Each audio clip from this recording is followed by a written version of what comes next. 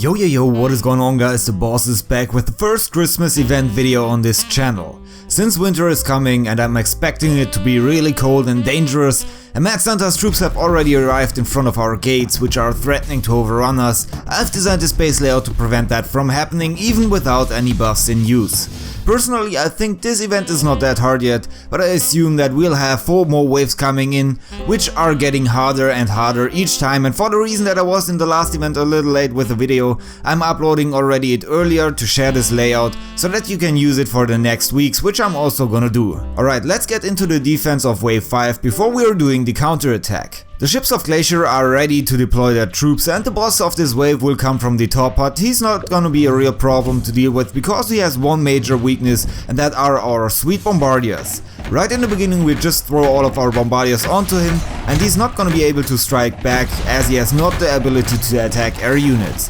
This helps us a lot because we don't need to bother with him for a lot longer, since our bombardiers keep dropping their bombs, which causes a fast decrease in his life. However, now we're gonna get a major problem because those goblins with explosives simply blow up all of our walls in their area and as a consequence are destroying the first ring of our defense. Following up now, the main army is about to get to the towers, and they have certainly a lot of power. They simply slice through our walls with their weapons like a hot knife through butter, and even though Glacier is down, we need to make sure that we minimize the damage done to our base so that we don't get above 50% and lose some gold.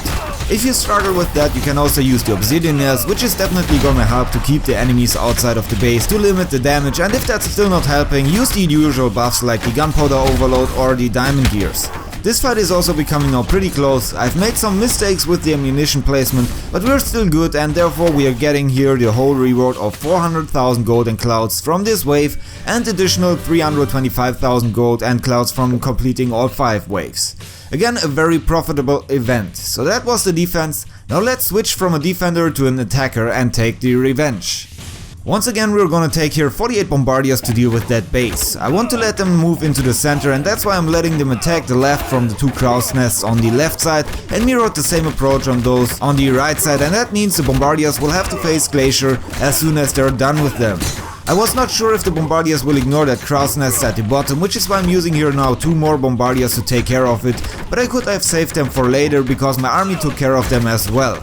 Before they reach Glacier, I'm using a Berserk barrel then to melt him as fast as possible so that the remaining towers don't have a lot of time to kill a couple of my troops, and since Glacier once again cannot attack air troops, this revenge turns out to be really easy. Unfortunately, I missed there another Berserk barrel, but it actually turns out that I can deal with the base faster than before. However, that's of course not necessary if you want to win here.